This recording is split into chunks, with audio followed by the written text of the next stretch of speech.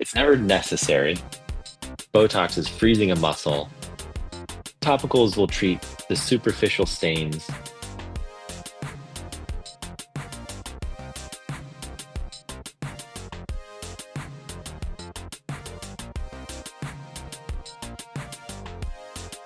What's really happening in the deeper layers of the skin, when we use topical actives like retinoids versus when someone opts for an in-office procedure like a Botox? How do these two approaches differ in terms of how they actually work inside the skin?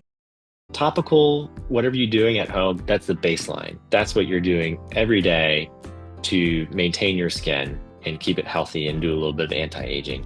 And then you come into the office for treatments to, get a real boost, get a real jump, and address those deeper issues or more serious issues that your daily regimen can't. Specifically for like retinoids and even like vitamin C and all those peels you do, there's only a certain depth they can go. Your skin is a barrier, right? It protects you from a lot of things, including whatever you put on it.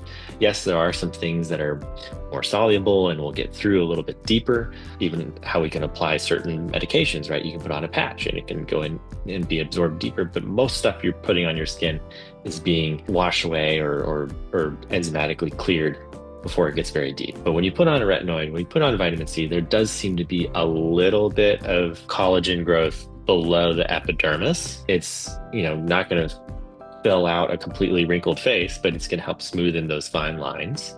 So I think of topical treatments as helping with those fine lines and then coming in for those procedures to help address the bigger issues. Think of like your clothing. Topicals will treat the superficial stains, the superficial marks on your skin.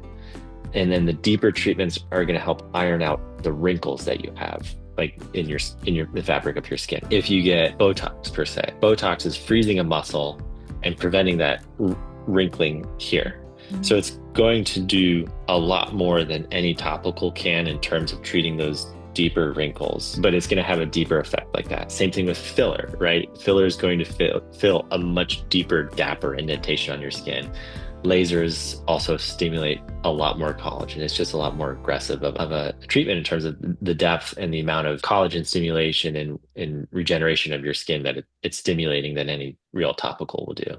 Now that we are talking about skincare, topical skincare and the Botox, where these skincare would kind of stop working. And if somebody really wants to get all those benefits, the in-office procedure becomes kind of a necessity. It's never necessary. Yeah, it's never necessary. I mean, aside from like fixing like a genetic or a congenital or just something about you that, bothers you, right? Some people just tend to have really saggy eyelids or pouching fat pad or something like that, or nerve paralysis and they need to freeze those muscles, right?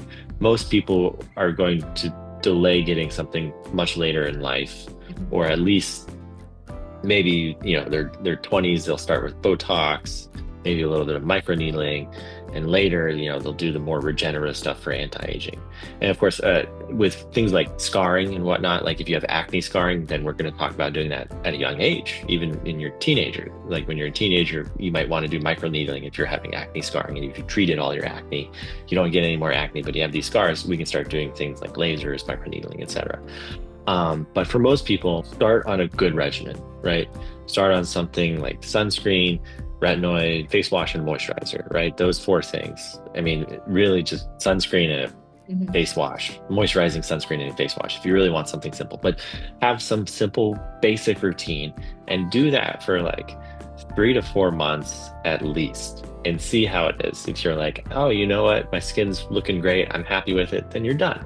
But if you're doing that and you're maybe adding a few things like a vitamin C or whatever, and you're like, I still don't like this forehead line, I still don't like these things, then I would say that's where you might want to get more aggressive, so to speak, coming and seeing someone and getting a procedure.